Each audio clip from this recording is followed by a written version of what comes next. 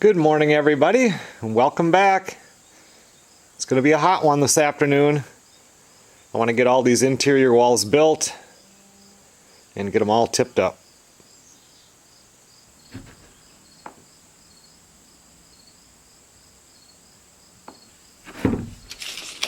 Oh, if you guys watched the last video, which ended last night, we just figured out where these walls are going to go. So some of these I only have one, just the bottom plate sitting here. I need to cut more plates, and then I have to actually get these walls laid out so I can build them. Well, I'm going to go ahead and take care of that. If I'm building a house and I have 4 or 5 guys that are running behind you, usually we'll build the outside walls, have the guys throw the plate material up here, no studs yet, clear the deck, and then let me come in here and snap all the lines, lay out all the walls, and then they'll come in here. At that time they'll be out cleaning up outside, doing sheathing. I can have somebody doing stud trimmer, nailing them together or whatever.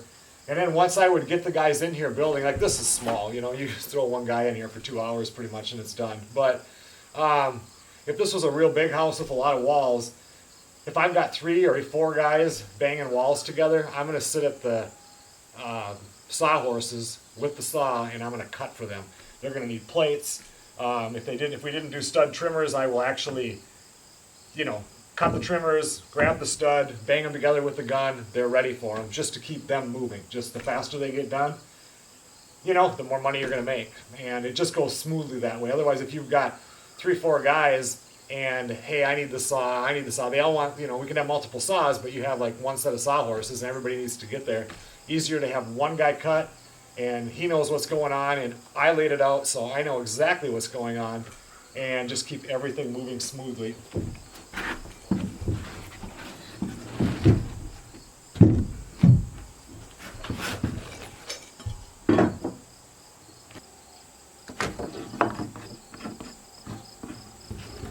So right here, this is a bifold door, and for these here, trimmers on a bifold are 80.5 inches. That gives you, then you know that sits on top of your bottom plate, that gives you an 82-inch door height.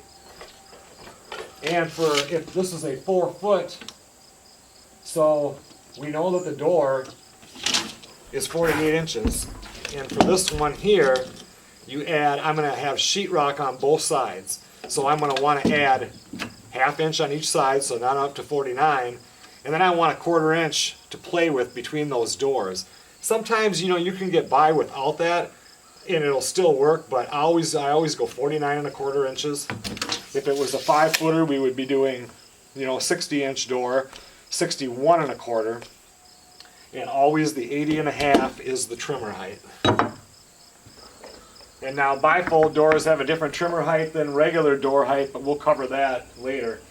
Here we have the big X partition for a wall coming in there so that I know to stop my top plate here and start it here so it can run over. We don't do L corners much on interior doors. There's no reason to. You don't have to insulate behind them. So once I get the doors set up, my partitions are set up, then I'll come back in here. And I mean, I already know what this is, but 52.25 is going to be my L header.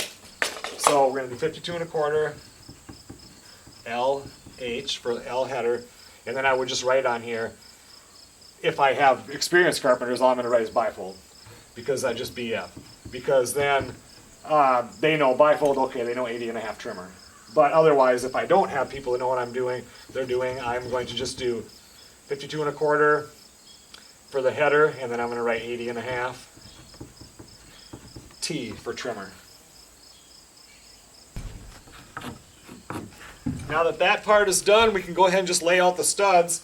The center wall, when we do that, we're going to want to stack the studs with the joists, which is not important in this building whatsoever, because we're not going through to the floor.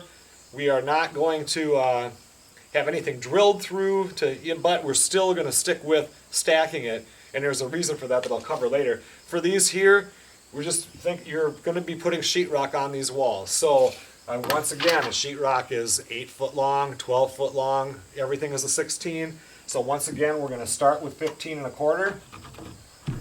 If that gets complicated for you, you can just do 15 1/4 and then do this and do 16, 32, 48 because everything is on a 16. But for me, I'm just going to go 15 1/4, 31 1/4 because that's still at 16. And then in here, it's showing one in the middle here, but I can skip this one totally because I have a stud here and I have a stud here, and that is under 16 inches. So there's no reason to do that. This is going to be a linen closet. I will have a little thingy on the side and a thingy on the side with a shelf. I'm not going to have anything in the back. I can skip that one. I don't have to worry about this little space, and above the door, you'll see it later, there's nothing. I'm just going to have one block. So this is all I have to do is mark out these 2 studs. And this one here is laid out.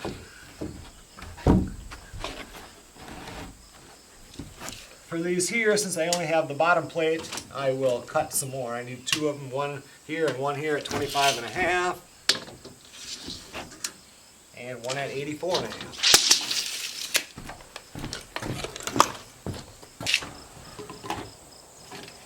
You always want to check your little pieces and see, like that one's only 24, so it's not going to work, but you always want to cut everything you can out of your smallest pieces because when you need a long one, you know, you can't stretch a short one. So use up these so you have more long material left over.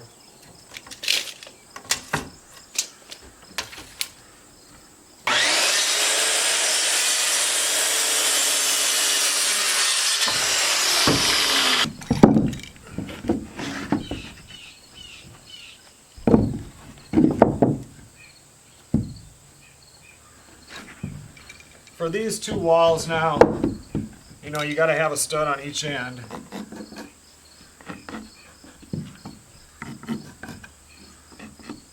And, you know, it's a little piece of sheetrock. I'm not worried about it at all. I'm just, all I would do on this is just get one in the center, roughly in the center. It's not a big deal. For this wall here now, and if any of you guys were thinking, why didn't I put a stud and a stud to stack? There is going to be, I know what I'm doing with this one here as far as what's going into the house. So I know I'm not going to have to run anything through here. So I'm not worried about that at all. Otherwise, it would be correct. You'd want 2 here, 2 here. But I want to save that stud. So plus, by putting it in the middle, when I put this kicker on here, I can get nails in there and nails right here to hold that shelf. So there are just times when you look at it and it just has to be done a little bit different. So this one here, since this is going to be a linen closet, and for a linen closet, this is going to be a face frame, 14-inch opening, 16-inch face frame. I'm not going to have to put a partition here or a stud trimmer. There's no weight that I have to worry about in this area. So what I'm going to do, well, I don't have it marked on the floor there, so we know that's 3 1/2. I'm going to put a stud here, and I'm going to put a stud right here, which is flush with the inside of this wall.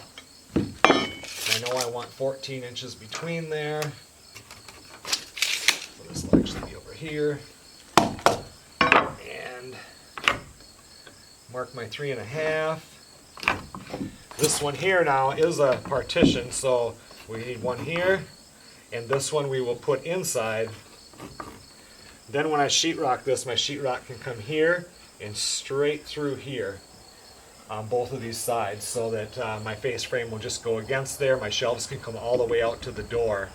And we'll still put a little header across here. We'll talk about that later, but I don't need any trimmer on something like that with no weight.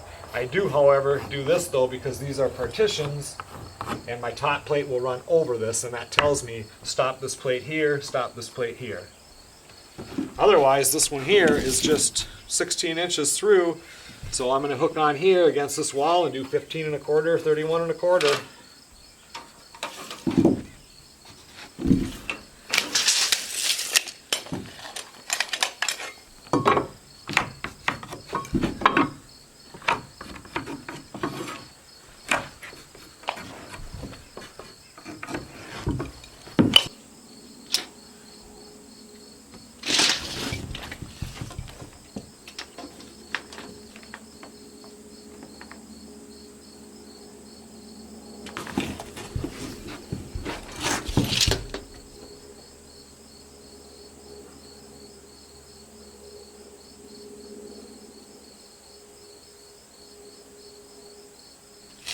So what I'm just checking there is I set this last night, but I have not snapped any lines. And just to make sure, double checking, because I pulled off of that side when I set this, I just did a 3, 4, and a 5 to make sure that this is square. And it's just telling me that no, I did not make any mistakes last night when I was just trying to get this done with. Right here, we did remember the wall was going to be here first, and I had a wall snapped here, so we have no partition in the wall. Originally there's one marked here, but that's not going to get used. This is where the wall is going to go. So I will have to come in here and add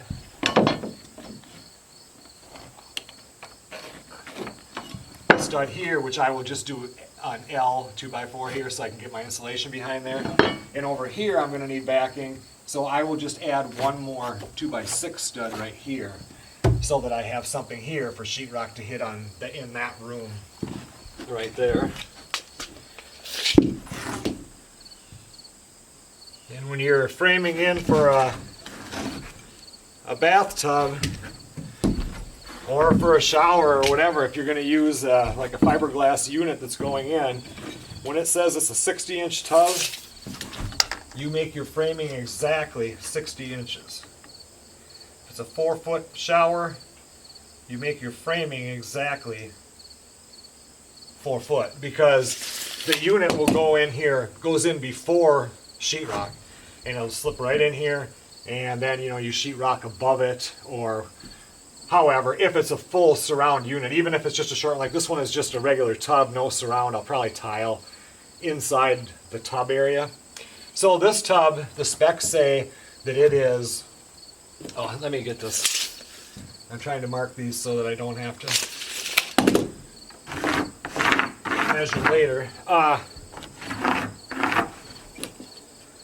Okay, so with the tub, like the specs on this one, it says it is 60 and it's 30 inches.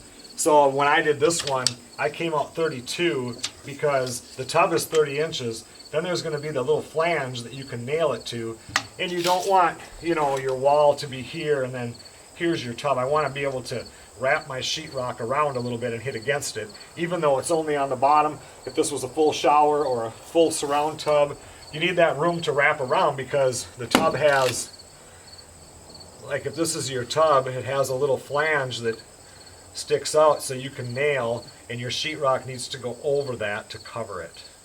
If that makes any sense. Anyway, that's how we do this. When it's coming out, I always add a little bit. Okay, and a big thing to talk about is when you do put this tub in, let me go ahead and cut this other plate.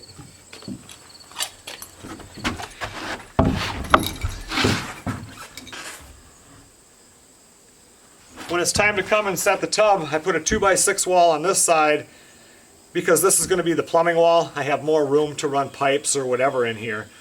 You can't have your plumbing on an exterior wall.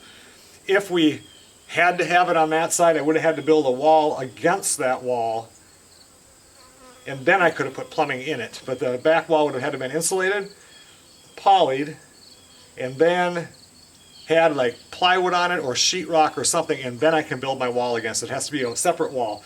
But that's kind of getting ahead of things. Anyway, there's my 2x6 wall. Here comes my tub. My tub is 30 inches. That means that my drain, or my faucet and everything, is going to be at exactly 15 inches. That's going to be the center. Same with my drain down here. I made sure that it worked because I have a joist right here, and it just happens that it'll just slip by the joist. You've always got to think about that. Otherwise, you're going to be in there headering it off, and it's just a pain. So anyway, but with this center, that plumber has to come in and put this plumbing in. So you'd think, okay, normally you would just put a stud here. I would want 2 studs at the end, or 1 stud and an L corner back for the tub, which is what I'll do here.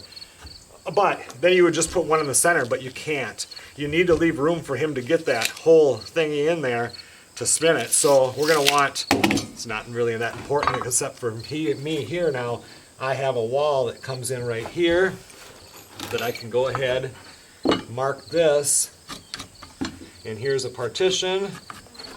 And then I'm just going to come on this side and put a stud like here. So I actually have one here and here. Then he has room to put his plumbing stuff in. Everything is wide open.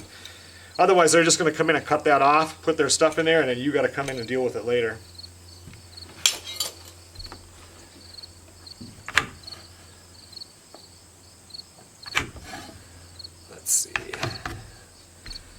And I'm going to need one here also. Do a 3.5 partition that shows me I'm on an L corner.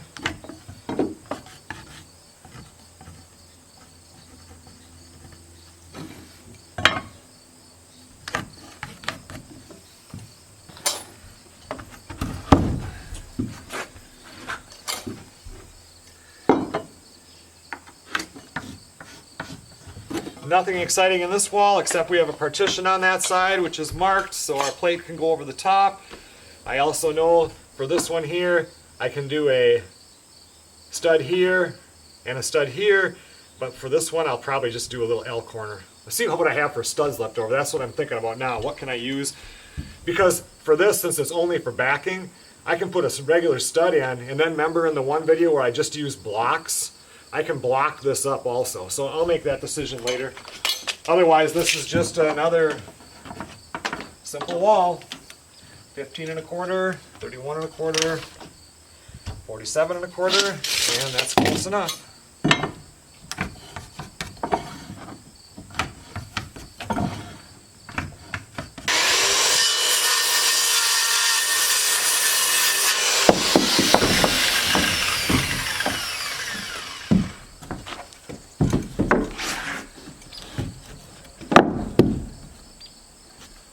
This wall, same thing. It's the back side of the vanity.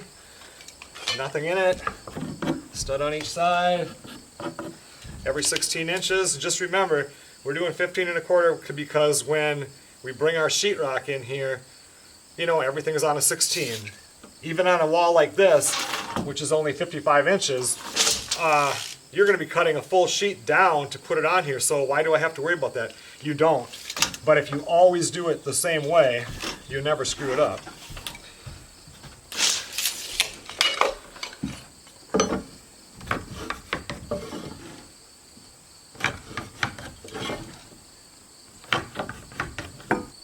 There we go. Bathroom is all laid out. So here it is. You open up the door. You're in the bathroom. Wash your hands at the vanity. Get your towel out from the linen closet. Take a bath or a shower. There's the toilet. The only thing I have to add in here is this here. I guess centered between this opening right here, I have to put a window in that wall. And we'll get that a little bit later. A window is not required by code, but it is required if you don't have a window that you have a bath fan in here. We are going to have a bath fan in here, but Melissa says no, we have to have a window because every bathroom needs a plant.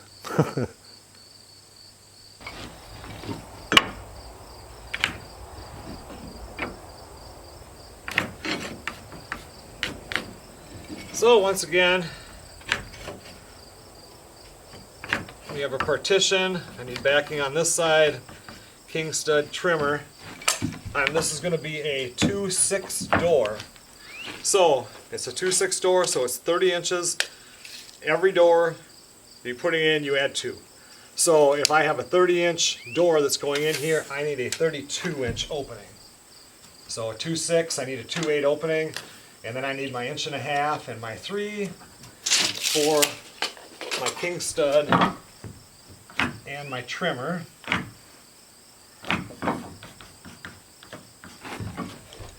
And now I'm going to double check that to make sure that my header size should be 35 inches. And it is. So I'm going to write 35. Bifold doors are 80.5. Regular doors are 81.5. My trimmer is going to be 81.5 on both sides. This header does not have to be a solid member header. It can be an L header. It can just be one going across with the one in the middle. It's not that picky. It's just to hold the sheetrock and hold the trim.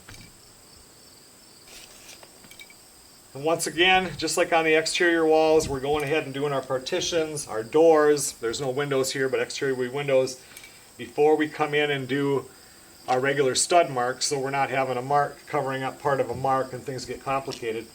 This doorway is into the bathroom. The most common size door for a bathroom is a 2/4 door. So a 28-inch opening for the door, but I need 2 inches more, so we're at 30.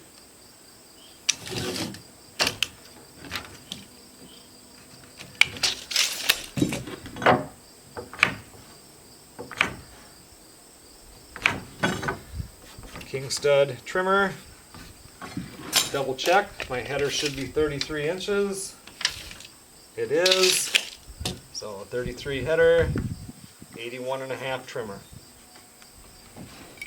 Once in a while, if this is going to be a tile floor, they might want you to raise this up a little bit, the 81.5, but usually there's a good enough gap underneath there that you're fine.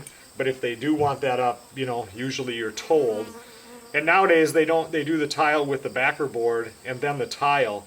That used to be much more common when they would come in and do that whole, like, the mesh, and then they would have like an inch of the concrete, whatever it was they put down, and then the tile. We had to be careful with that, but you rarely ever see that anymore.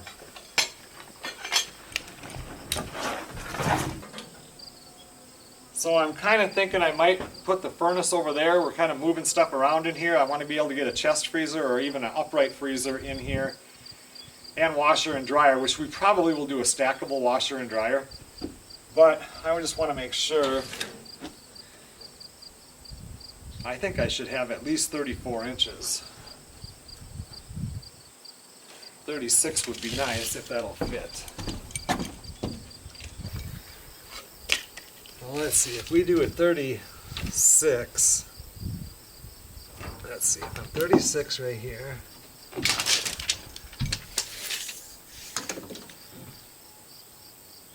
I believe that will work. I'm worried because I need a doorway that opens into here, and that door is opening here, and I don't want them, like, they should be able to both be open at the same time without you seeing a door, which mainly would be that glass one. So if I give myself 36 inches there,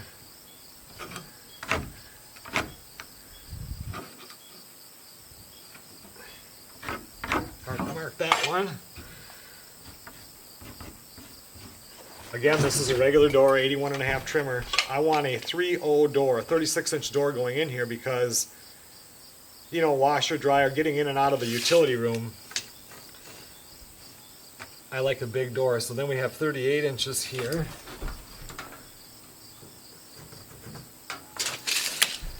And then another stud trimmer.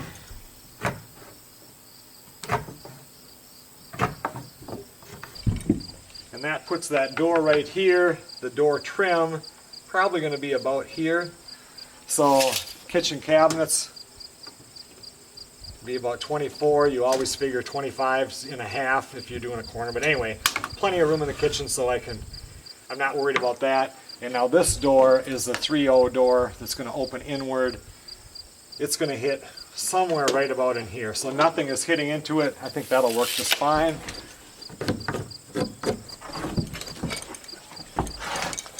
Again, we need to double check this one. 41, that's right. 41 header, 81.5 trimmer. Well, now we're just going to go ahead and lay out the wall with the studs, and once again we're going to stick with 15.25 from the outside and just do 16 all the way down. Everything will stack again. There really is no reason to do it that way for this one because this is non-bearing wall. There's nothing that's going to be going through the floor, but like I said before, if you just stick with doing the same exact thing, you never screw it up.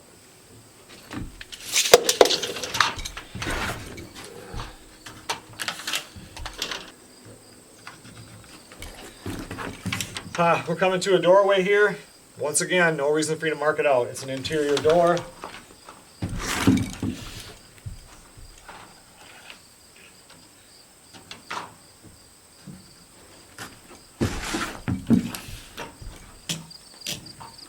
I'm running out of tape down here, so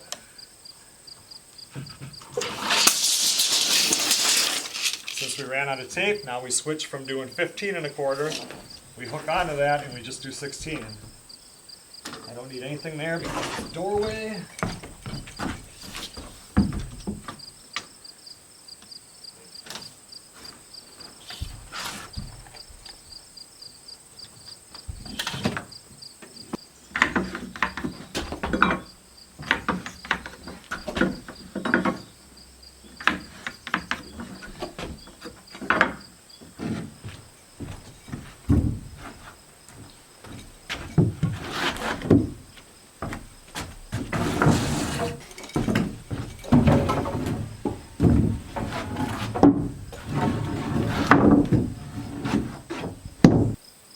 I'm just going to start building these walls just like we did the outside ones. Make sure you crown everything the same way. A lot of times when you build these, you'll just build them and throw them up against the outside wall to get them out of your way so you have room to build the other ones, and then put them into place once they're all built.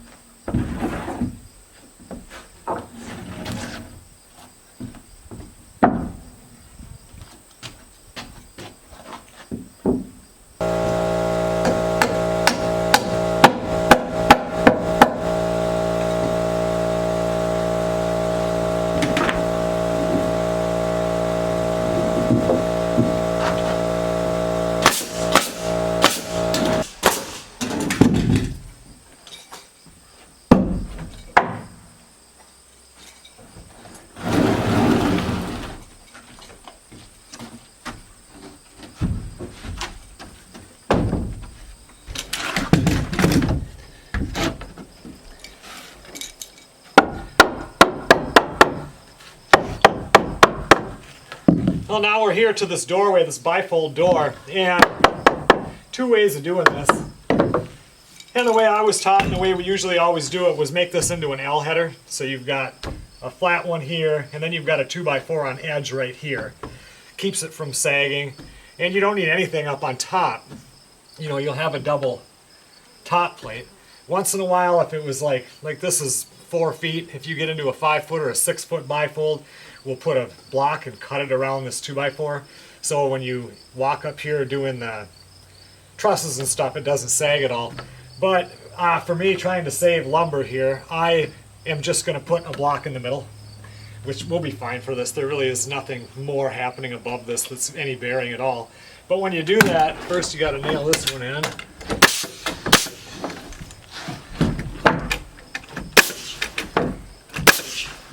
And you do not measure your block here. You measure it over here, 10 5/8. This would measure the same if you did your trimmer right, and I did, because when I measure this measures 10 7/16.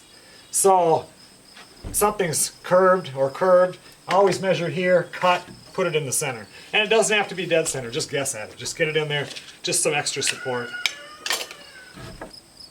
When it comes time to tip this wall up, this side over here is going against this outside wall, and we had a partition, so you can see that it's cut out, and that one is cut out all the way through. So when I do the top plate over here, I'm going to let it hang over. The wall is 5.5. I'm going to hang myself over 5 3/8, so I don't stick past the wall. You don't want to go over. And once again, we'll stay just a little bit shy of this one. That's one top plate. We'll have a piece of top plate between these two because we have partitions where the other walls are going to go over the top to tie them together. And then over here, you know, it'll be the 3.5 inches that it'll stick past, but we'll go 3 3/8 to go on top of the other 2x4 wall. And you can see here how I've done that with these also.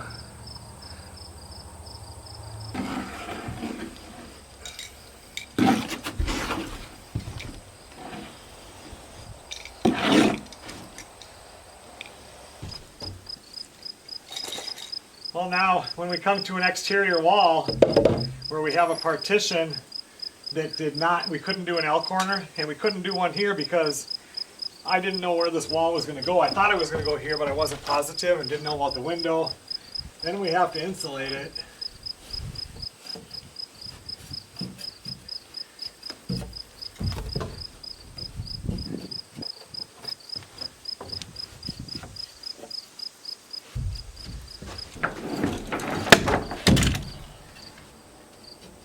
once we have it insulated, we're going to need to put a partition block in here because we'll be able to nail the bottom and the top, but we need to be able to fasten the middle also.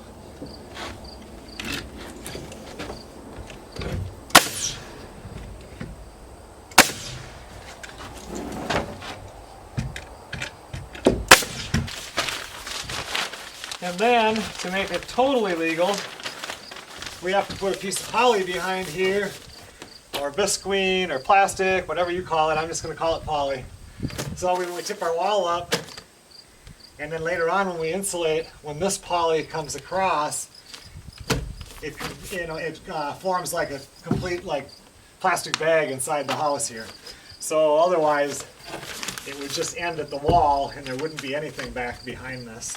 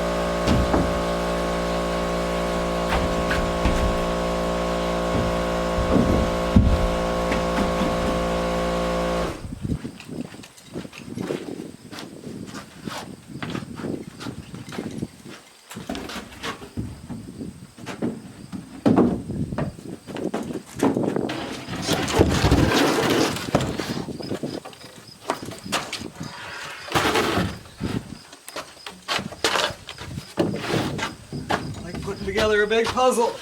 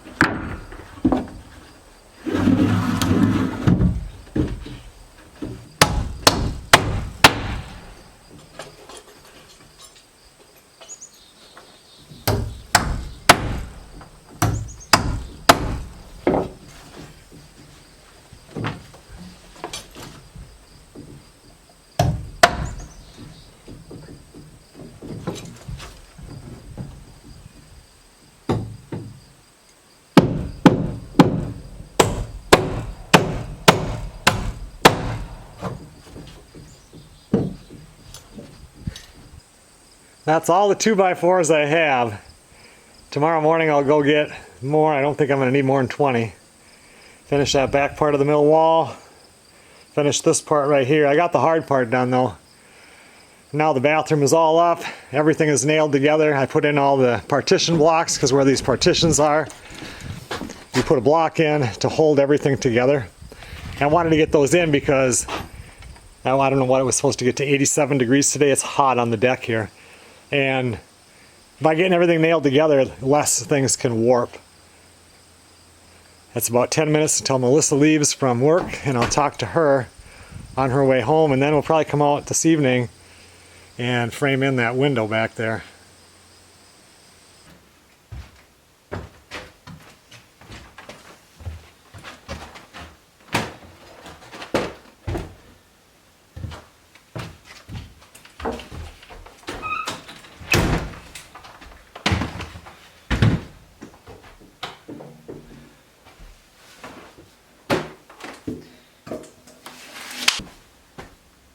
Well, these are those two little windows that I have, and these were actually like display units that they would bring, like it has a handle right here. You could bring it to the homeowner's place so they could see the windows and see how they worked, and they were going to toss them out in the dumpster, and it's like, you know, because they're not a size that you buy, and it was like, no, I'll take those, I'll find a place for them. This is perfect size for the one in the bathroom. I just wanted to make sure though that it's fully functional. That's a nice little window. I do like it. Probably need to paint the trim in here white because all the other windows and stuff will be white. I wonder what this one is like. I'm going to take this stuff off from around it and see if it has a nailing flange. This one then would go into the utility room. I need to have a little window in there that will open besides the door because with those wood boilers, no matter what, there's heat running through that furnace even if it's not blowing. There's still heat going through that radiator, and those pipes that come in are going to be warm. So if that boiler you started up in, I don't know, October, end of October, November, and then, you know, because it's starting to get really cold then, and then all of a sudden, boom, you might have a 50-degree day out before winter really hits. Once winter hits, you've got 5 solid months of total cold, but you know, our winter is like 7 months, so you've got a month going up to it and a month at the end where that boiler will be going. Anyway, if, even without the furnace going, you're still going to have heat going into that room, just the radiant heat. If it gets too warm, I want to be able to pop a window open in there and get some air in there. Another thing I can do is run a vent off of the stack or whatever it's called that goes up into the house, and then have that stack come down and run it through the floor and kick a switch, or no, just the blower on the furnace would come on and blow it underneath the building, which wouldn't be a bad deal anyway. I might want something like that on a switch though, because if the blower is going on the furnace, it's going to just be blowing it throughout the whole entire house. Anyway, just some stuff that goes through my mind, but let's take a look at this window too. This is the one I want for the bathroom. The grids don't come out, but that's okay.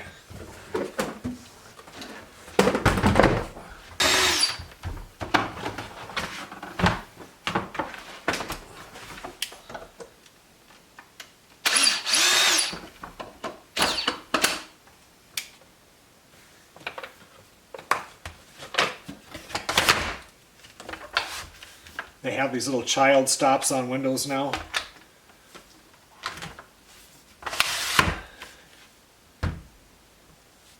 Both of these windows are in decent shape. They open, close, lock. This one has a screen.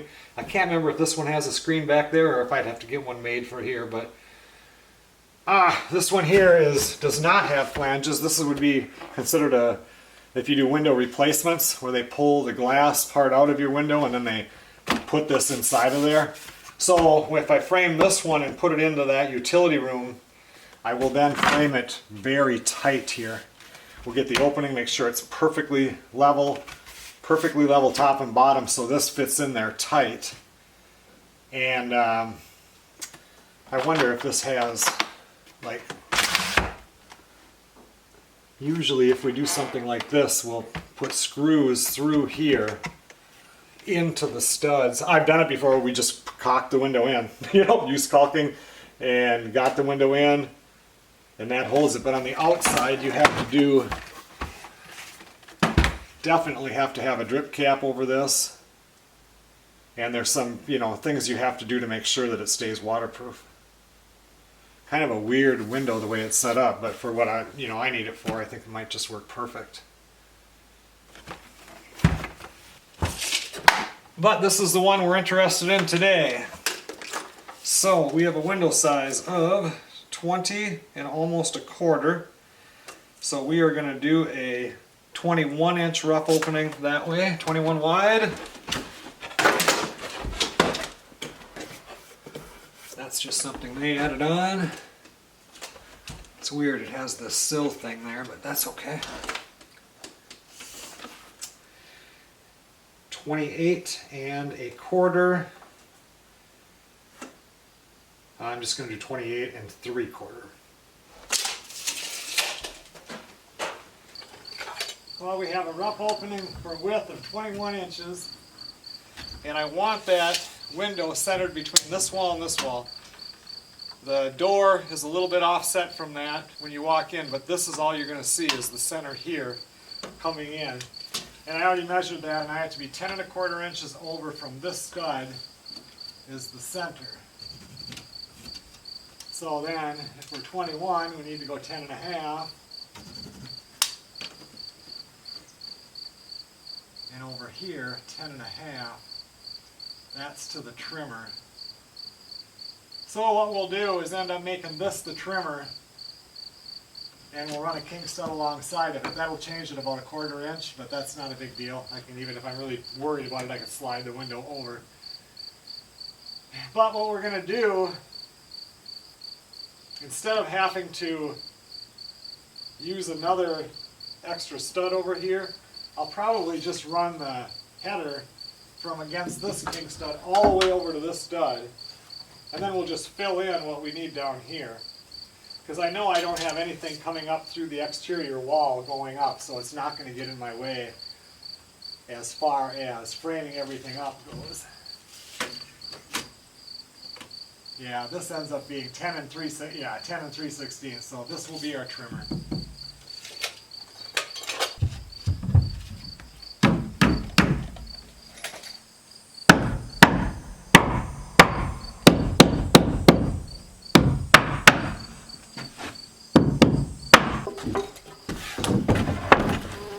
I don't have any more 2x10s, but I do have these scrap 2x12. I don't know if I want to rip those down, or let's make sure we got 32. We do 9 1/4 and 1.5 inches. I think I'm just going to do 9 1/4 and slap a 2x6 on the bottom of these.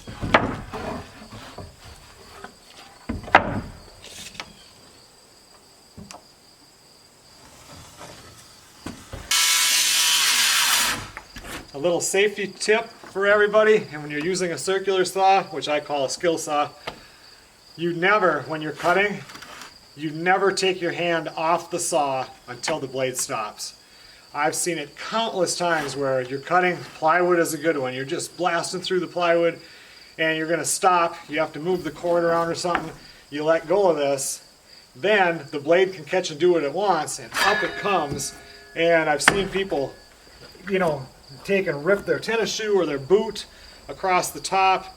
It's just very, very scary. That's one of those things that makes you cringe when you see it. My dad would just scream at people that did that, and I watch it so close. Anybody's on the job, I watch stuff like that, and I watch with the nail gun like I was telling you, so your hand isn't too close, or they get their feet between the studs, and you're doing this, so all you need is to have that nail miss the stud, go through the bottom plate, and go underneath your toenail or something. That's the cringe that you just felt that I see if I see anybody take their hand off the skill saw. You are just asking to go to the hospital.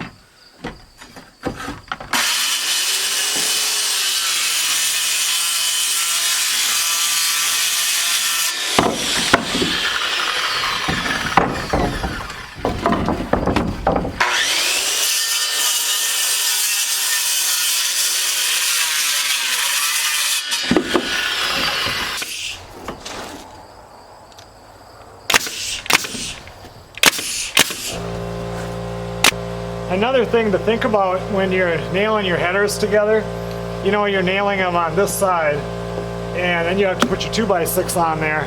So this ends up being, you know, where the outside sheathing goes against. This is the exterior, this is the interior.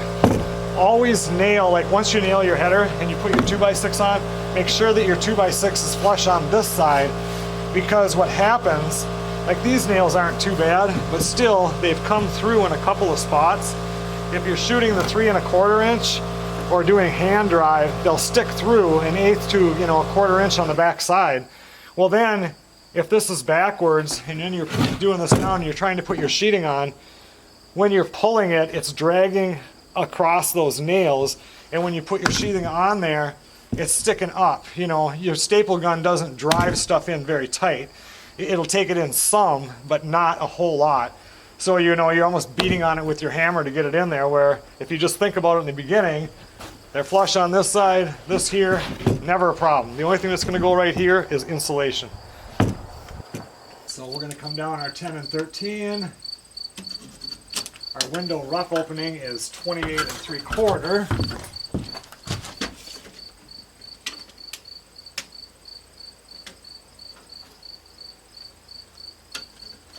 Then we have an 1.5 inch sill going on here.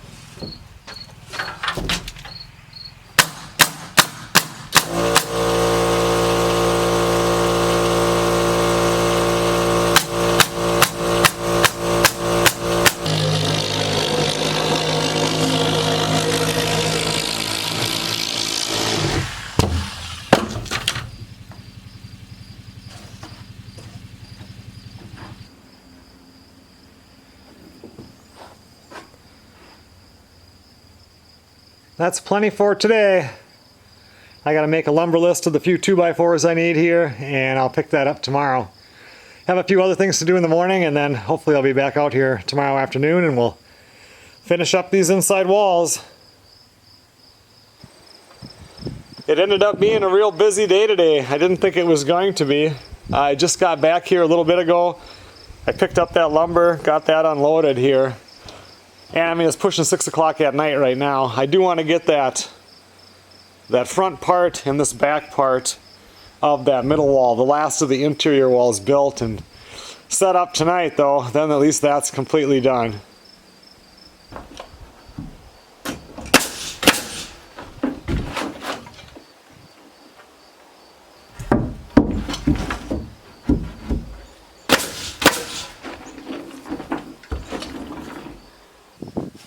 Here we have another partition that I have to insulate, and the reason we couldn't do the L corner here is we have a door right here and we have the window. There was no way to do that and have a double on each side.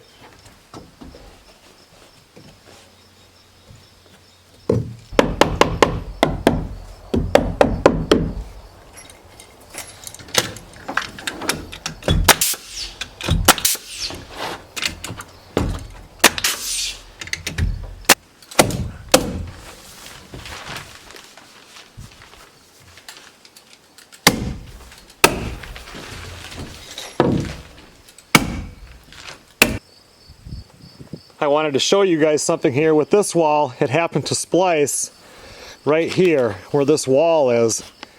So that would have been, you know, I would have had to have a full partition here, so that's unacceptable because everything can move. So what I do in that case is I leave 2 inches of this top plate, which ties everything together nice and tight. And then this one here, instead of cutting it at like 5 3/8, I cut it shorter, and then this will still tie in, so everything is nice and strong.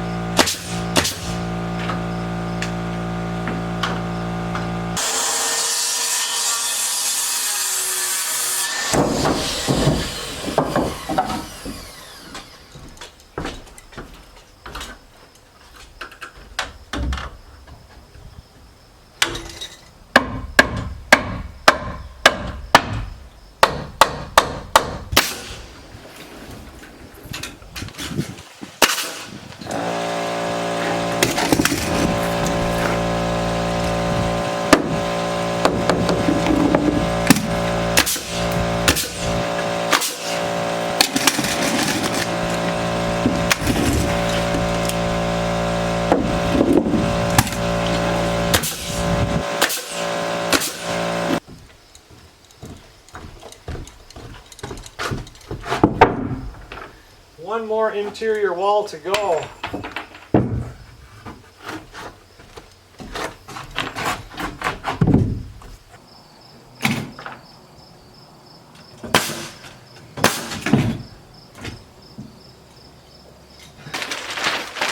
Here now, you know, we still have a partition, but we don't have the block. We don't have to insulate because we can get behind it. Still have to have the poly there so that when this goes on after it's insulated, we can tape that seam and everything will be nice and tight.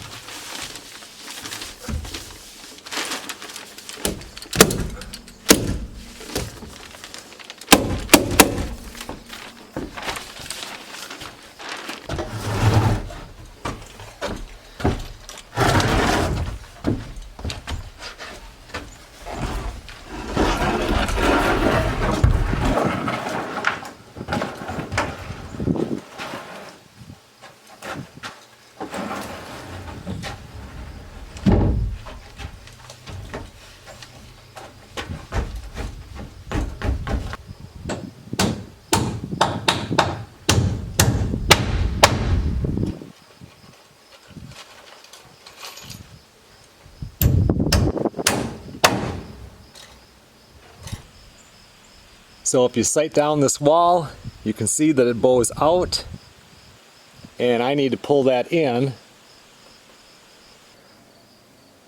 And I'm all by myself, so I don't have somebody that can, if I put an angle brace on this center wall here, somebody to pull on that while I nail the bottom.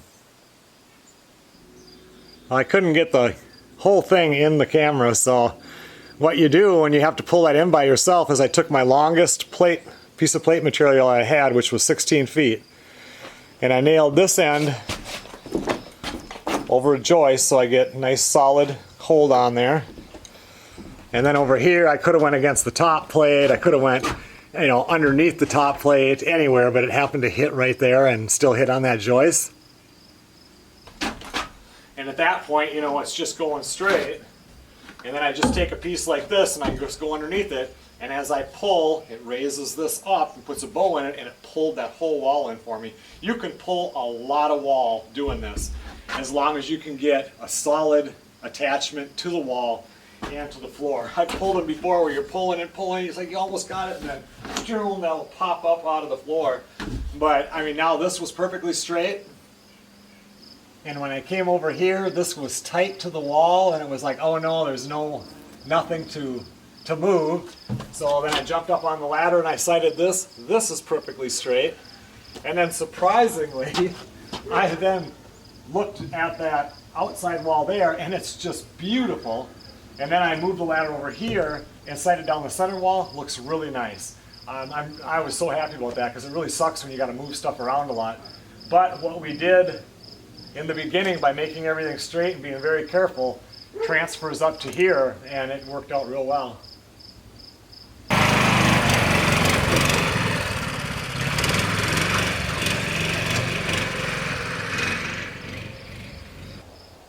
I put a couple of angle braces on, so that outside wall, since it's straight, and the center wall, nothing will move. I got one right there, one right here.